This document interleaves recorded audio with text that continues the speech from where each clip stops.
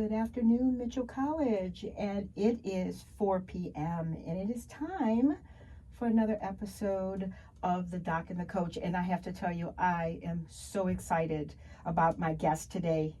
Really excited about my guest today. But before we get to that, I just need to make this quick statement. The information and views expressed on The Doc and the Coach do not reflect those of Mitchel College. And with that being said, I, again, am so excited about today's podcast. This young man that I'm going to introduce, I met 2 years ago, was impressed with him 2 years ago when I first met him, and he came here as a freshman and started talking with him, and he was telling me all about his ideas about his e-sports and getting things together here on campus and getting the radio station going. And I was so impressed with this young man, and here we are 2 years later, and so much has happened because of this young man's his goal and his motivation and determination to see his goals come to fruition. So without any more being said, I'd like to say that my special guest today is Ryan Walsh. Hello, Ryan. Hey, y'all. Hey, all right. I'm excited. And so I just want to give just a little bit for people who are not aware of who Ryan is. Ryan is a sophomore here at Mitchel College. He is studying communications, correct? You are into the communications? Yeah, I'm in communications. Yeah, you're in the communications. And Ryan classifies himself as neurodivergent, and we're going to talk about that today because he is out here championing neurodivergency and what that means, and being an advocate for people with physical as well as mental disabilities. So without any more me talking, I want to turn over and say, hey, Ryan, welcome. Yeah, welcome. My name is Ryan Walsh. Pretty much, I came to Mitchel pretty much to, I need a little help and support. Pretty much my journey from Mitchel kind of stemmed in high school. In high school, kind of applied to Mitchel. I had people who were just like, I want to see you thrive. I want to see you do this. I want to see you do that. But they didn't see, like, I had a disability, but what they saw in me was they saw that I had opportunities, but they didn't know what to classify me as. Like, they thought that, hey, he could go to MIT, and I was like, that's like the top 1% get into that school. Like, yeah.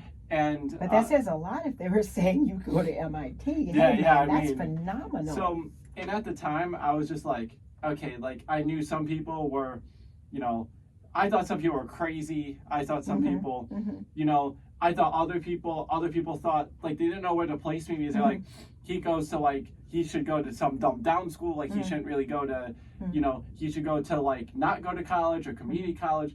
So it's a wide range of spectrums where I thought I classified myself at the time was my first university I looked at was all the way in Florida. I was like, okay, well, this looks nice.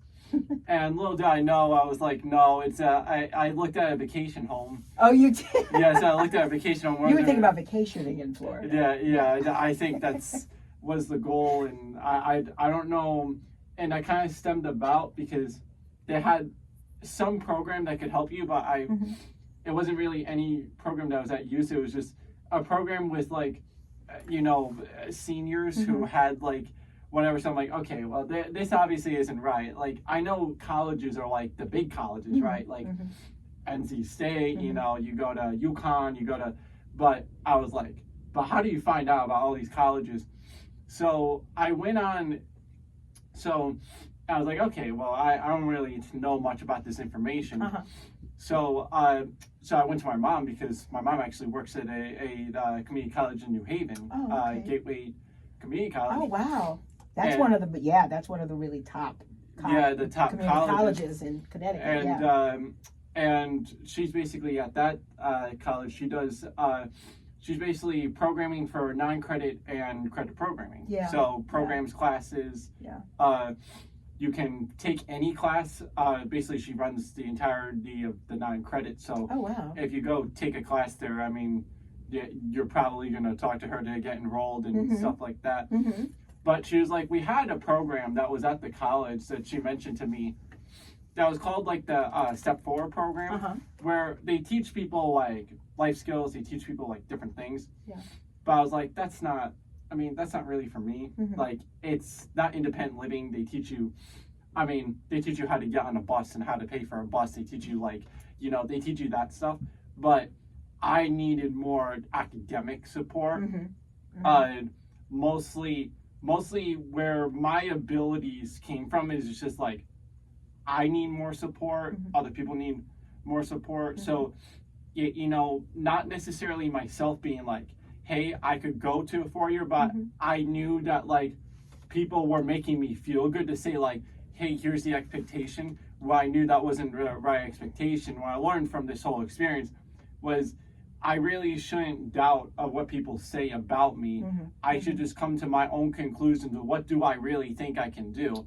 Because at the end of the day, it's your decision. It's not somebody else making it for you. I got told crazy things back in high school that like, I could do this, I could do that, when I found out that those people asking me had no knowledge about any of these colleges. They just knew that like, there's a big university here. Let me name like a random university that we think that he could go to. And like, let's just call it out. And that's when I was like, okay, well, yeah, it's a big university. It's a big thing to go to. But for me, I just needed more support. And if you haven't already, I do want to point this out. A lot of the information I do say today is in my article that's on the New London Day. If you haven't taken a look and read that, it's a very good article, and it's on the front page of the Day. But one of the things. When was that, Ryan? Because I didn't know about that. When was that? That was a couple months ago. Really? Yeah. So. Like before you guys got out for the holidays, you mean, or after you came back? So like right when we came back. Oh, okay. And one of the things I talked about in that article was is I talked about how like, what does it really mean, like, other than Mitchell, like, what does it mean to actually help somebody mentally and physically? And one of the things is that when I grew up, when I was very young, a lot of my past has a big history to it. When I was young, in elementary school, pretty much, I was always told that like I couldn't be the person who I am. Like I didn't have the opportunities. People told me that I would never be able to get a job. I'd never be able to go to college. Wow.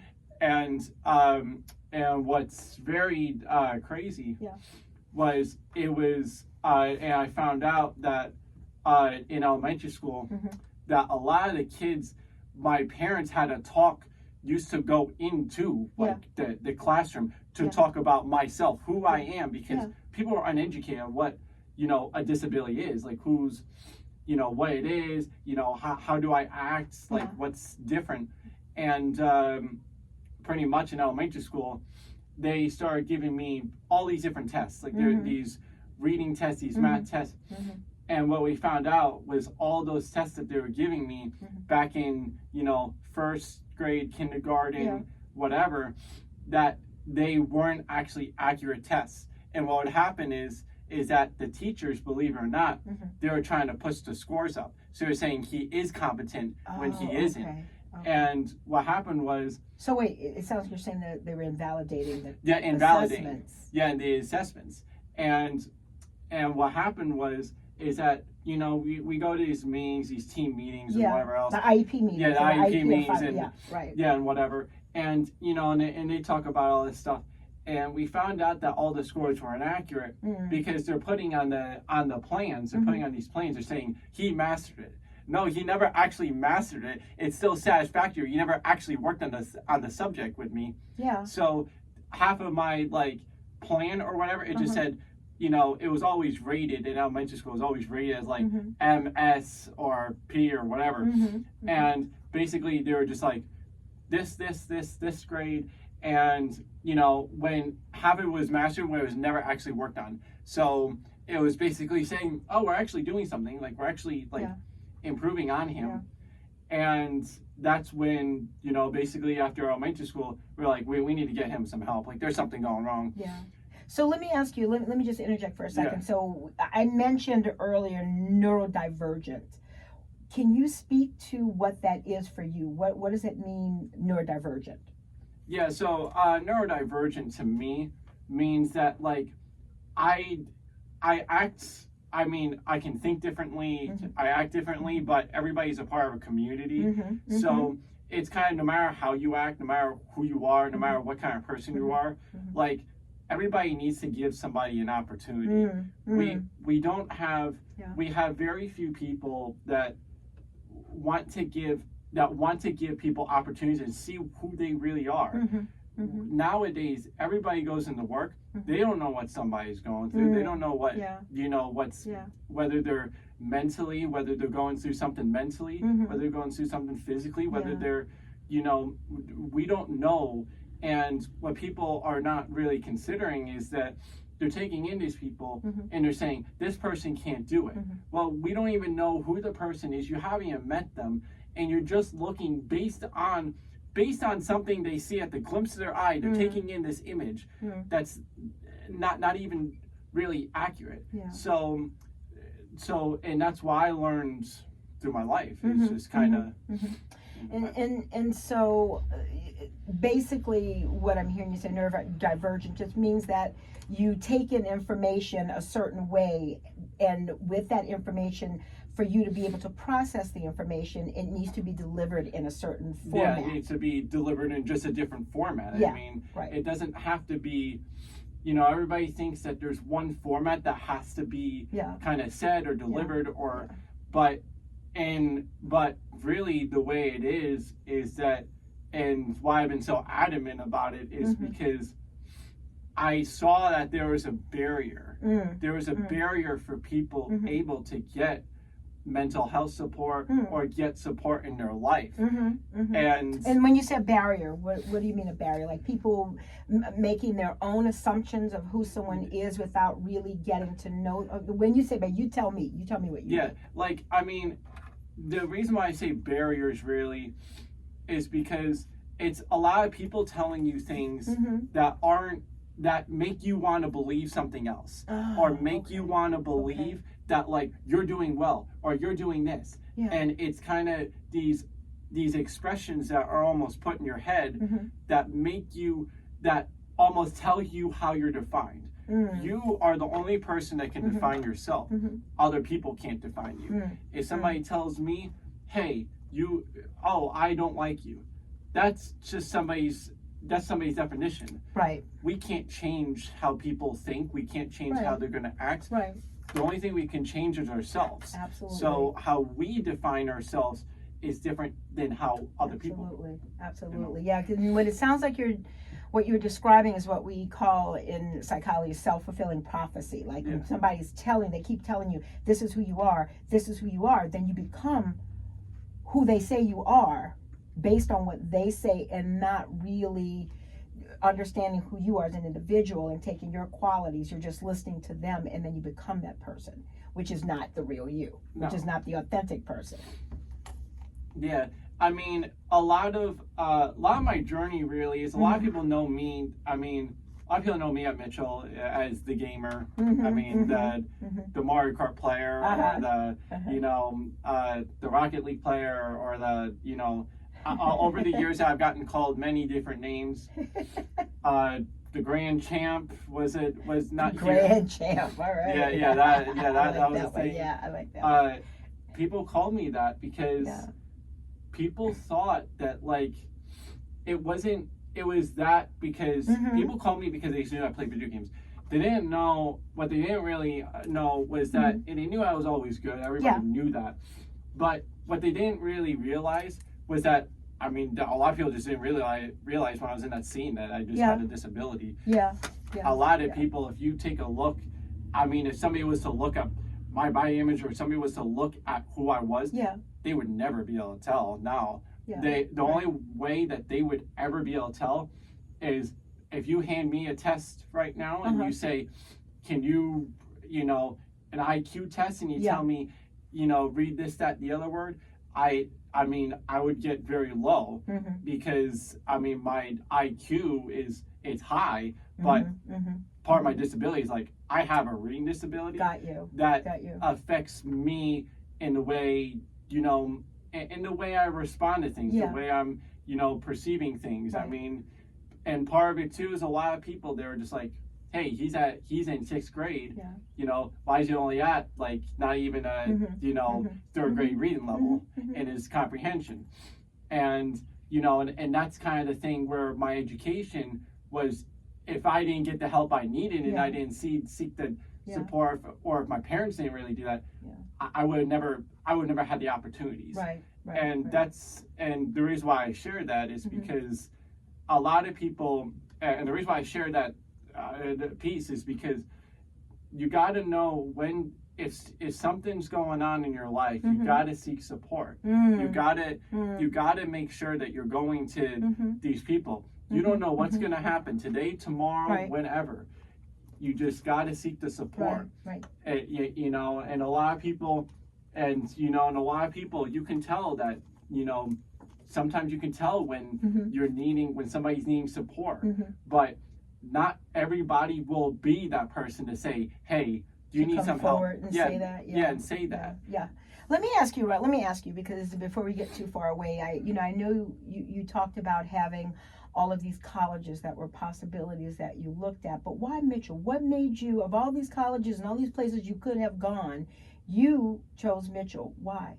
Well, it's kind of a funny story, actually. I mean, when I chose Mitchell, it was my dad who kind of toured the school, and now my dad doesn't really claim that he didn't do any of that, but I mean, yeah, he did. I mean, it's on the record. So, it's on the record. It's on the record. You got receipts. You got receipts. I have receipts in my email. So, I mean, but anyways, I mean, he looked at Mitchell. I looked at other universities like Lesley University. I looked at Bridgewater State University. I looked at like probably 17 universities at least. I only actually applied to about 4. Okay. And the reason why I chose Mitchell was because I chose it because I was like, they didn't have everything I wanted. However, I chose it because the Thames program was just really, really good. Got you.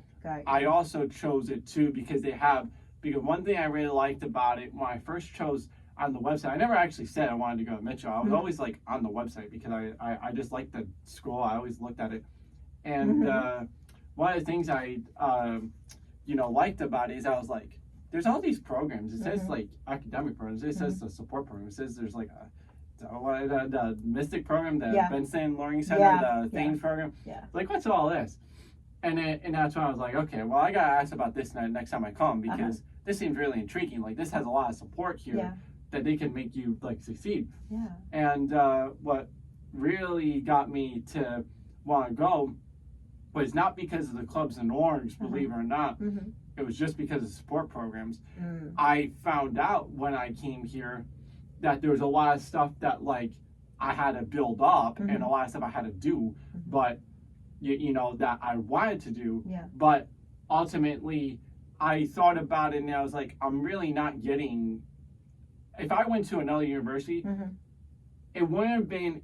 I would have a different opportunity, but the difference is between here is that I'm doing it myself. I'm doing it, you know, I'm building these programs up. I'm actually going to seek support. They have the support programs. I can do this. So that's why I really chose Mitchell. I love that. And you know, what I'm hearing and what I'm actually visualizing, because thinking back and seeing you when you first got here and I watched you about, you know, you were involved in everything. And I remember, I want to say it was Ted Turner. And I don't know if you know Ted Turner. Ted Turner used to own TBS way before you were born. So, and he's this extremely successful business person. And I remember him saying something like, it's not IQ that creates success. It's drive and motivation. Because IQ is just a number. And like you said, you know, you could sit down, give somebody something and say, hey, read this or do that. And the person doesn't do well, but it doesn't mean that they're not intelligent. It doesn't mean that they're not a quick learner and that they can do. But it's that drive and motivation that you have, that I've seen you and observed you throughout these 2 years of saying, I have a dream. I have something I want to get done. I have something I'm going to push to get done. And I've seen you do that.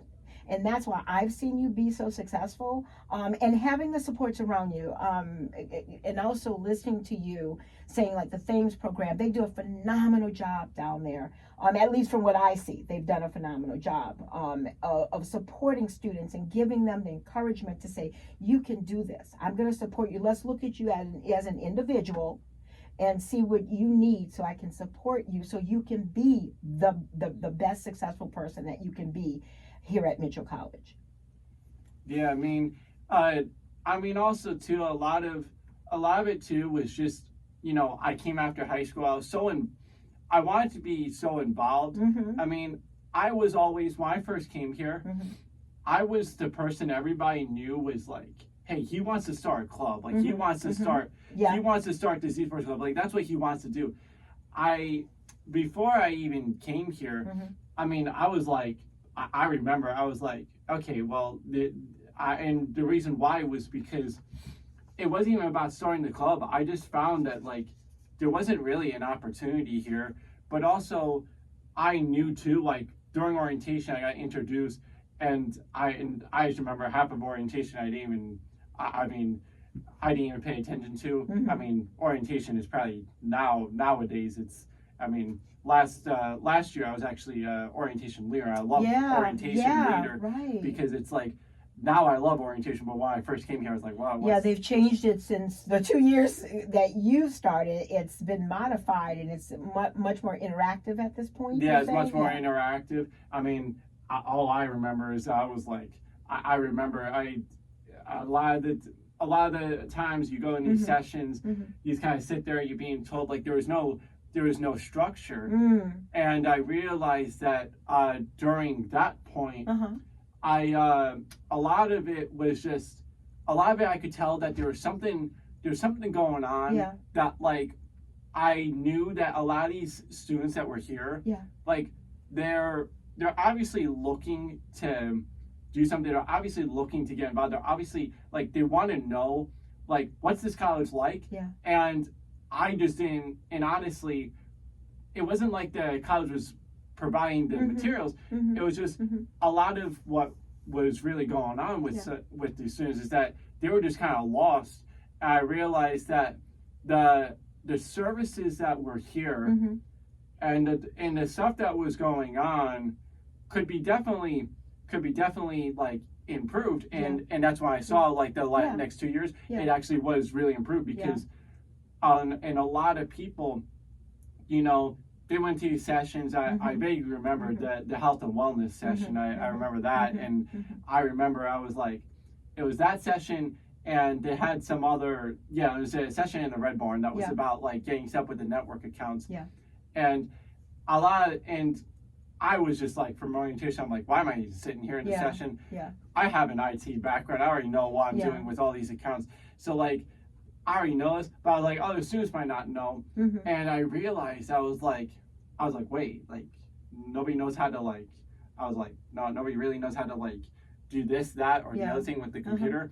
I was like, okay, there's something, and that's when I realized, I'm like, people have to get taken step by step. But because everyone doesn't know, like you said, you are proficient in that and get it, but there are some people who are not. I mean, Dr. Derval Prince, who runs this program, the IT department, is phenomenal. And you know, when people need help, and I know such as yourself, you guys go to him, and he's there to help work out the kinks and everything, and be there to help the students understand the whole IT system. Yeah, I mean, and also too, a lot of it too was even during the orientation session, it was like you had some of these sessions, you had like the mental health session, you had this, and one thing I remember is people were like, after the mental health session, I was like, that these people were talking to me, and it was a couple of my friends who I just met here, and they're like, that was so boring. I did not understand. I was like, you didn't understand a word they were saying. yeah, I was like, and they're like, who's that woman that was just like yelling or something? Who's that woman? And I'll never forget that. I was like, oh my gosh, okay, who's that woman? this is, and I thought to myself after I got a session, I'm like, I remember this person, Dr. T, after that session, and that was probably, and out of that day, believe it or not, I was most entertained by the session because of not because of the high energy, but because of the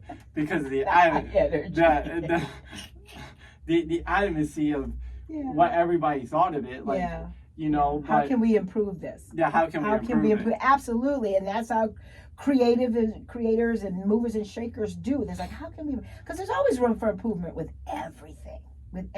Nothing is perfect. So yeah, we move and we shake. And I have to say, to your point, from the 2 years you started, Dr. Martinez and Meredith and Pedro have gotten together, and they've gotten the orientation programs to where it is now, and what you have become a part of that you see had given input, and that it's much more interactive and much more informational for students than it used to be. Yeah, I mean, a lot of, but nowadays, at least like from my experience, and as I was an orientation leader, and as like I kept doing this, I realized that there were so many this population of students here, and what I did was last year I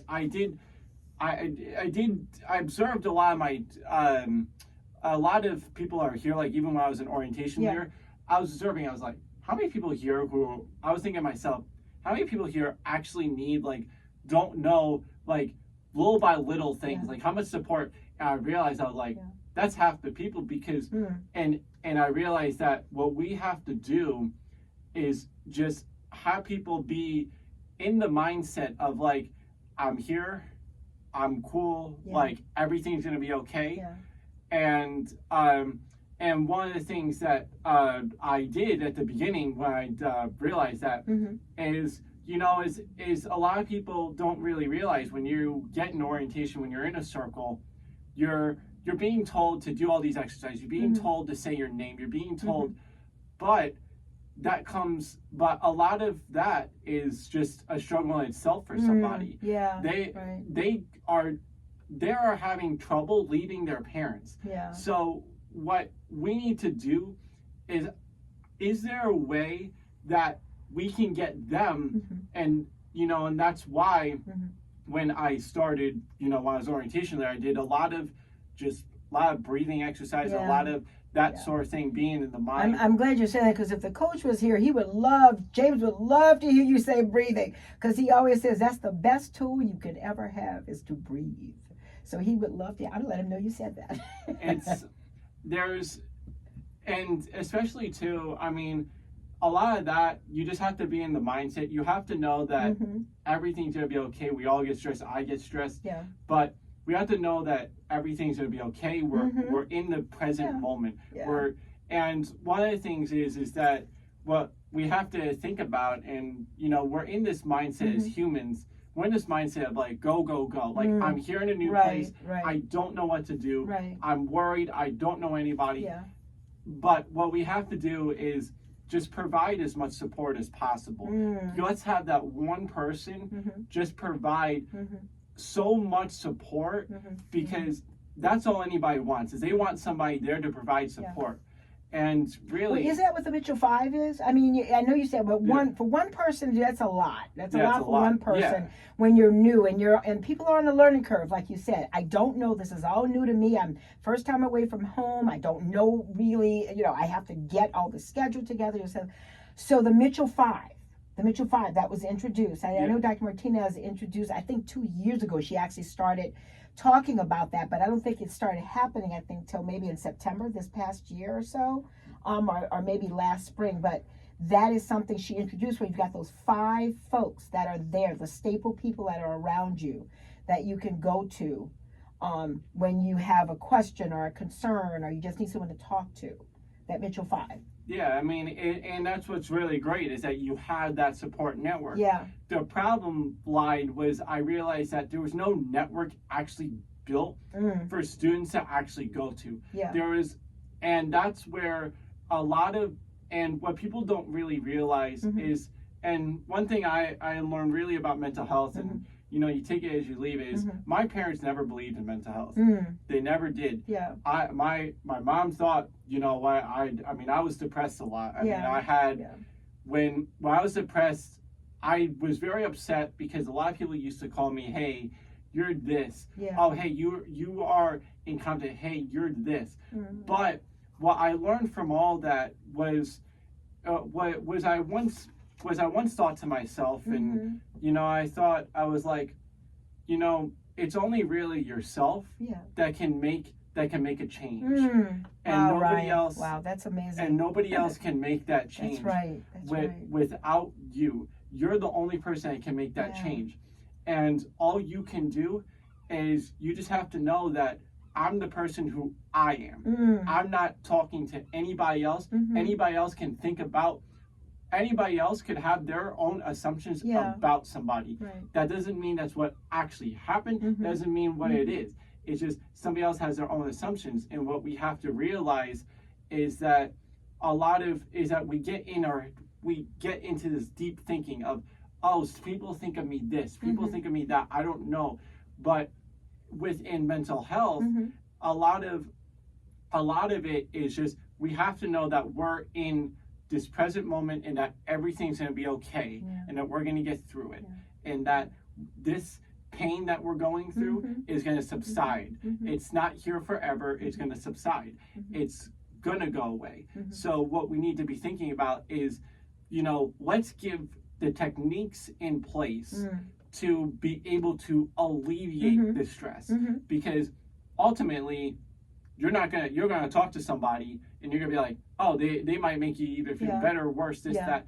That doesn't mean it's actually gonna do it. So it's really the first step is getting you the resources to be able to help subside it, and that's where we have a gap. And that's what I kind of. And that's having those go-to, and you brought up some valid points. Again, it's knowing who you are. Like you said, you growing up in systems where people were trying to dictate and tell you who you are and not really talking with you about who you are, and having you be able to demonstrate, this is what I can do, and believing yourself. That's the thing right there. It's believing in yourself, because you need to have that strong belief in who you are and knowing what you need, and then knowing the village of people that you can reach out to give you the support that you need, the resources that you talked about. That's very important. Very important. Yeah, I mean, a lot of my time here really at Mitchell was, I mean, well, I do a lot on campus. Pretty much, I'm part of Radio Mitchell. I run the Mitchell Esports Club, as well as pretty much what I do is, other than that, I do my own private coaching sessions for actually gaming and esports. And one of the things I talk about usually when I coach or what I bring to people is I bring mental health and a lot of it. And what I've noticed over the years since I came to Mitchell is coaching has been different for me. And the reason why is not because of the systems that people are using. It's just what we're dealing with people that need mental health support, or what happens is that they just need to be learned in a different way. So when I coached like 3 years ago, when I was coaching typical people like middle school, high schoolers, you know, they were getting concepts on the fly. They were learning so fast. Here, I was like, I have to coach differently. But when I talk to other like esports coaches, they're like, you gotta coach it in this way. And I always tell them, I say, you know, everybody needs to learn differently. There's not one process that has to be learned here to do this. So part of what I do is, in my private practices, I talk about how how kind of my story, but also I tell students and I tell players that, like, you know, you're gonna mess up. You're gonna mess up more than once, but you just have to kind of keep at it, you know. And I always allow people too, if they want to, you know, send me footage or they want to send stuff for me to review. I review the footage and then I bring it back.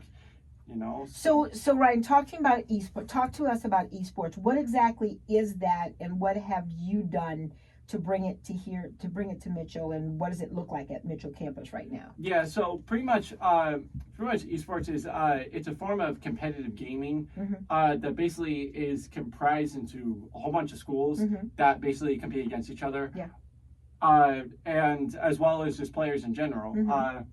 A lot of how I got started in the field was pretty much I've always been a gamer. I mean, I spoke about a lot of this in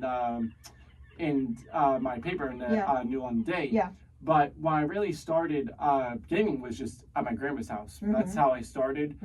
On Nintendo Wii, and basically I was like, okay, well this is fun. Like I kind of like this, and pretty much whenever I was upset, like I used video games as a way to help me. So, and that kind of carried on really. Mostly I was using it to help me get away from my depression, whatever I'm dealing with. And when I got to high school, I basically, it was three of my friends, we were like, okay, well, there's this gaming club on campus. Like, we don't know what this is, but let's figure this out.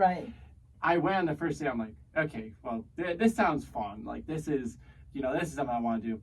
I went there, and the one person who I still know to this day, and is one of my friends, he was the president of this thing, and I was like, and he's like, I play this game called League of Legends, and I'm getting a scholarship for this at college. And, League of Legends. Yeah, League of Legends. League of Legends, yeah. And I was like, okay, well, what's this?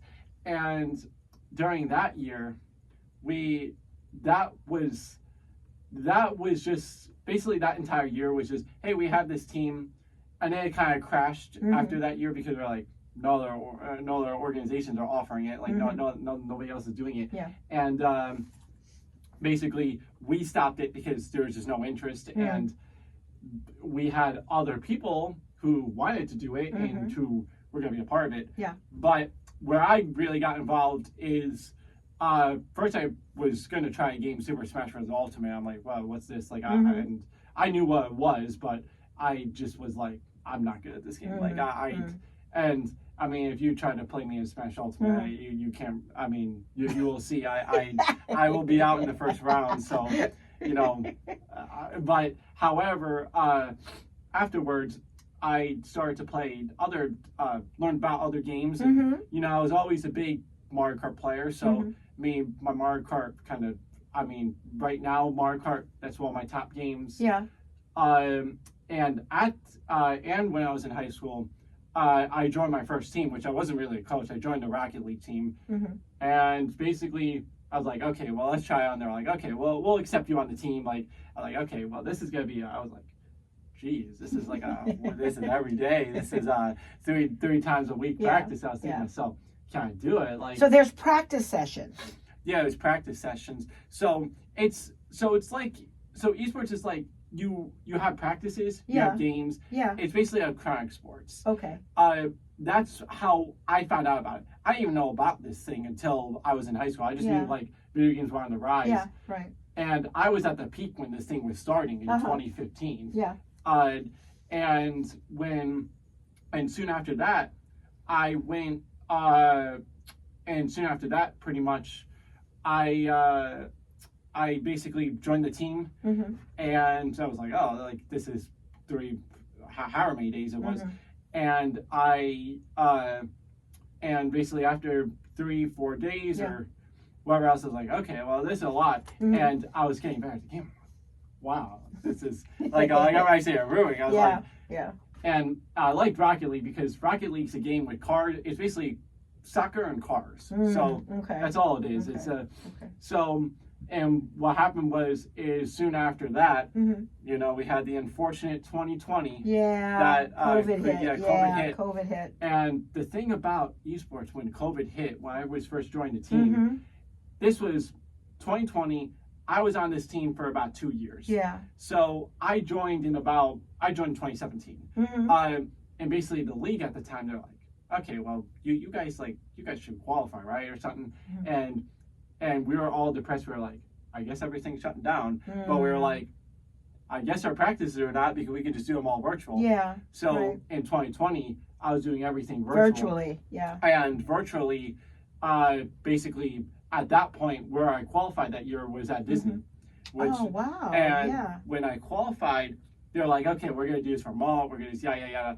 I was like, I'm not buying this. Well, I'm not buying this. Whatever you're saying, I was just like, okay. So, and Disney was like, it was crazy that year, and they were just like, no, like we won't do this. The next year, they actually did do it remote, but our team never really qualified because they took like the top 5 schools, and basically at that point when we were going to qualify, they just said, hey, like you guys, you know, you guys are good, but like we can't take you because they only had a certain amount of spots that like not necessarily could go, but had when the games were all streamed on the platform called Twitch that year, and they couldn't, and the commentators couldn't really you know, operate the thing.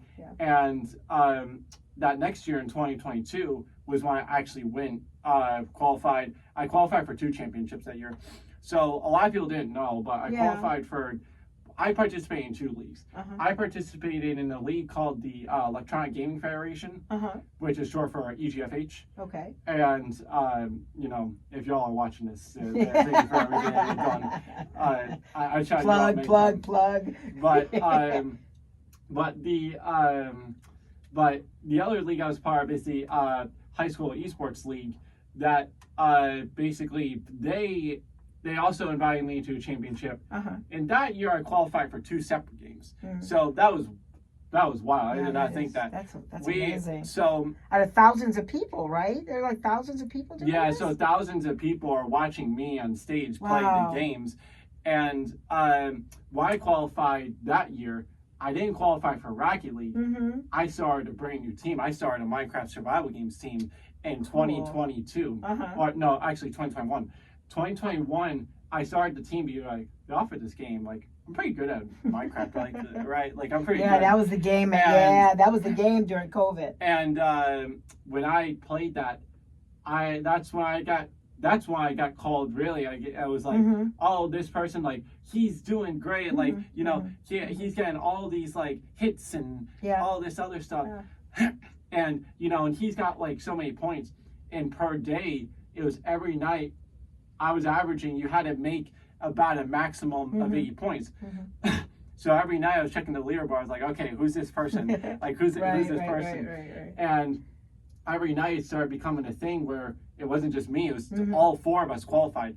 I got 3rd place out of the entire, out of 60 people. Wow. So man, 3rd place. And I was just, and there are days where I was just going at it. You know, I remember I come down the stairs, you know, and my mom, she's like, you know, I said, hey, like, I'm gonna get something, like casually. Like you came out of your cave. Yeah, I came out of my cave. And my mom was like, I'm trying to go to bed. Like, okay. I said, you should probably be awake because I just qualified for 3rd place, like, in a, you know, and she's like, and she's laying down, she's like, and you know, my mom's eyes are like nearly shut. She's like, and she's like, oh, that sounds great. Like, kind of talking. All right, like, son, that's a good thing. And she's like, you know, I gotta get to bed. I gotta go to bed. Like, so let me ask you, right? So what is it? Esports on Mitchell is a club sport, or is it? What are you guys doing here? Yeah. So what we do here is we are a club sport. We are basically a club. Okay. Basically, I founded the club. Basically everything that you see how the club operates, I founded it. And so where do you guys meet, and how do people join if they want to join? Yeah, so we meet in the Cove, basically once, twice, or 3 times a week, depending on what teams you're on. So if you have seen around campus, or at least someone on campus or on social media, we have flyers, we have brochures, we have Okay. all of that Yeah. that you can sign up. Okay, good. Pretty much, we do compete in the NECC, so that's basically a national esports collegiate conference. Okay. Basically, that conference, it's a big conference, a lot of schools, and I mean, we originally, actually, when I first came here, we actually had esports that nobody really knew about. We had it with an organization that was called Team Meta. And what happened is that basically with the organization, I was supposed to join when I first got here, believe it or not. And people were like, we have it, we offer it. And I had to find out from about probably, 6 different sources about whether we offer it or not. And I was like, okay, like this seems a little crazy. So, so that's when I was like, okay, I got the thing started, talked to, Zoom Life and whoever else. And pretty much I got it started. And at that time we had 10 people. So 10 people getting it going. Right. And then, I remember those early days when you were just getting it going. Yeah, when I was getting it going. Yeah. And pretty much the goal is let's have like main tournaments, like let's get this thing, like I want to like get an organization that like we can compete in to make this official. And pretty much I basically when we got into NECC, that whole organization, that they're a great organization, but a lot of it was really dialing down to what does Mitchell need. I found out more profile about the school, what would be the best for the school at the current moment, not what's best for anything else. So at Mitchell, the NECC, they offer so many different things, and more than the other organizations that I was foreseeing, looking at and seeing what they were. The NECC was just, I mean, they were just great. I mean, and actually beforehand, even when I was here, when we were with Team Meta, I found out that like it was never really even established. It was, we offered like 2 teams that operated like once a week, that nobody did anything. There was, I mean, when I got here, like I founded the organization, but I made nearly every single bylaw document. You had to create all that. I made a 25-page handbook. Wow, that's amazing. And, that's amazing. How many people are in the club now total? So right now, basically we have like 50 members. Oh my gosh! So, in 2 years, you went from 10 to 50. 10 to 50. Wow, man, that's amazing. And that's because the reason why is because I got a lot of publicity, and what I did was, one of the things I did was when we had on social media, I was like, okay, I'm good. Right now our resources are not a lot. You can't really do a lot. So what I did was I just made art. Like, and what happened was a lot of people got onto that. They loved the art. They loved everything. Mission loved it. And all that hard work you put into it, because like I said, I watched you out here promoting and trying to get people interested and out here talking it up. So word of mouth again, that's still the best form of advertisement. I've seen you out here. I mean, I do a lot of word of mouth. I mean, a lot of, but what I realized for myself is that to go forward with myself at my time at Mitchell is rather than just promoting this, rather than just saying it, what I need to do is I should be a part of another club and organization. And here's why. Not because of anything else, was because I was like, esports is good, but like, I should be able to be more diversified and meet more people rather than, because not my name was bad. Like, not like I knew, hey, I was the person who just liked the video games. Hey, I was the person who did this. I wanted to be a part of something that like I could meet more friends.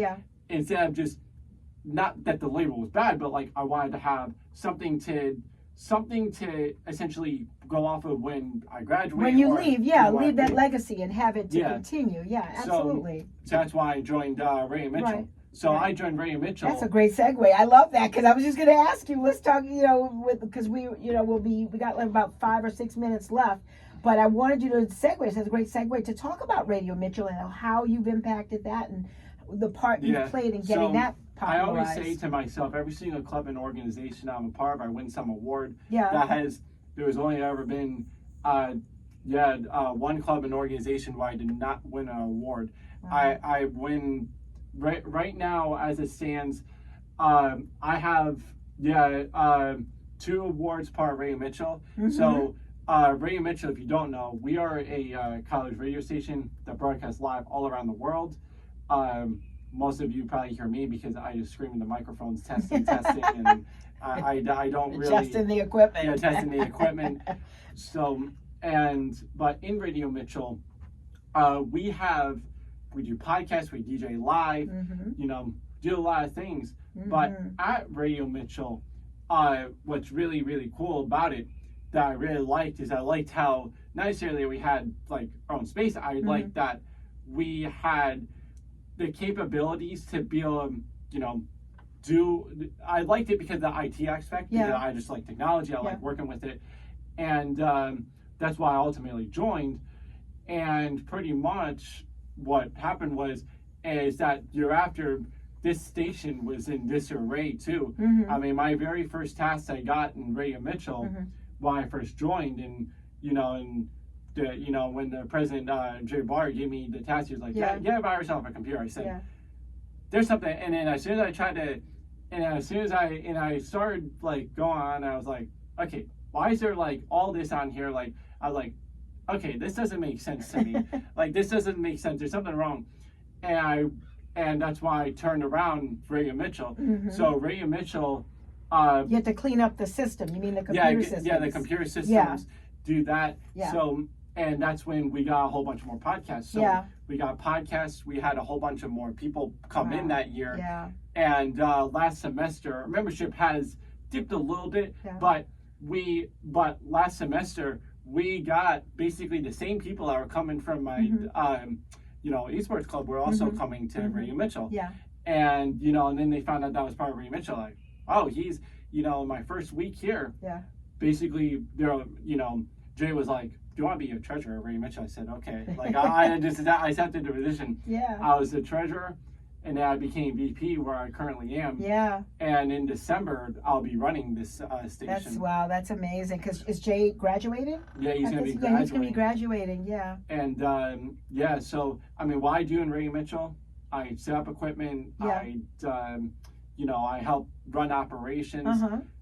You teach. You teach very well, as a matter of fact, because you taught me that, and coaching the doc, and you teach very well. I love how you take your time, you're patient, and I see that in your teaching. Like you talked about, taking steps, because everyone does not know. Everyone's not efficient and proficient with technology and with the audiology, equipment. And you take your time and you break it down very nicely. So I admire you for that. That's really good, man. Yeah, I mean, and also too, other than the equipment, really, we participate. It hasn't happened since 2011, but there's an organization. It's called College Radio Day. Uh-huh. Basically, we got into that. We applied. Yeah. And basically, that's when I was the one kind of pushing it along. Mm-hmm. Posted all the help with posting the media. Yeah. We had. On College Radio Day, believe it or not, basically it was a show for democracy. Like it was talking about the election, and I prepared a whole bunch of things for it. Yeah. I mean, that night I was up till about 4 a.m. up in Radio Mitchell, really? Trying to get this whole thing going. Wow. And pretty much I put my heart and soul in the College Radio Day. Yeah. And basically, as soon as that happened, we got it up. And it went to basically College Radio Day was a success, really. I mean, we got the Spirit of College Radio Award, which we became the top 5 radio stations in the U.S. Wow, all that hard work you guys put in, and you put in, absolutely, it pays off. Yeah, so, I mean, and my other awards, part of Radio Mitchell, was we are in the New London Day for our station. Yeah. We're also going to have another White House Award. So. And what's that one? Basically, it's an award from the White House saying... Really? From the actual White House? Yeah, from the actual White House. So, we're going to be getting one of those. Wow. And is that just for radio broadcasting? What is that for exactly? That's for our radio broadcasting, really. It is, okay. So, I mean, we represent a lot of people here. Yeah. I mean, pretty much. I also have tons of leadership awards. Yeah. I have award for presidential leadership. Wow. That was from Mitchell College. Wow. I have another award. It's an Intel Management Scholarship Award. Yeah. That's amazing, basically man. about how I funded a whole bunch of money. Yeah. And I mean, and really what it was is just, I mean, I saw people had, you know, mental health issues. Yeah. And I wrote them a letter. Yeah. And they just gave us a whole bunch of money. Because you were looking at supporting mental health through the program. Yeah, through the program. Yeah. So I mean, I do a lot. I mean, I'm always striving to be better, but I always say to myself, you know, why I get frustrated, and there are times where I do get frustrated, you know, being in clubs and orgs and stuff like that. But I always try to say to myself, I want to open up with a new mindset. Yeah. You know, open it up, have that greater mindset, and just kind of push forward. Right, and that's what you have to do. I love that vision. I love that philosophy, and that's what I see you. And you're a phenomenal young man. You are representative of what we have here at Mitchell College. The go-getters, the ones that are out there. You set a goal and you pursue it and you go get it. And I am, you know, like I said, it's been beautiful watching you grow over these 2 years and go after the goal of making things better. It's about doing better. It's about being in the moment, taking that breath, and then pushing forward to see successes like you've done. So, you know, I'm going to definitely encourage you. I'm still watching you. You have a couple more years that I can watch you grow and to see where Radio Mitchell goes, where the esports go, and then the other phenomenal things that you're doing around here, because you're in everything. I see you active in everything whenever there's all kinds of events. And that's what we do here at Mitchell College. We support our students. We want you guys to be the best you can be, because when you leave here, you go out and then you do more out in the community. And so that's what we're fostering. We just want you guys to know that you are phenomenal, that you can be and do anything that you set your minds to. And we're watching you guys do that on a small level here, so that we know what's going to happen when you eventually leave and go out into the world. Yeah. So Ryan, look, I want to thank you for being here today, for coming in and just being patient all the time with me, with James, showing us how to work the equipment, and just being a great teacher, a great human, a great student. I'm honored to know you. I really am. Thank you. It's been an honor for me. Yeah, thank you. You're very welcome. So we're going to wrap up today for the coach, the doc and the coach. And again, thank you, Ryan Walsh, for being here and talking to us about your path to Mitchell and moving forward, and about neurodiversity, and not letting any barriers come in front of you and stop you from your dreams and your goals and doing what you want to do. Very proud of you. And so we're going to sign off until 2 weeks from now, when we come back, the doc and the coach, and we have our next show. Everyone on Mitchell campus, take care. We love you. Bye.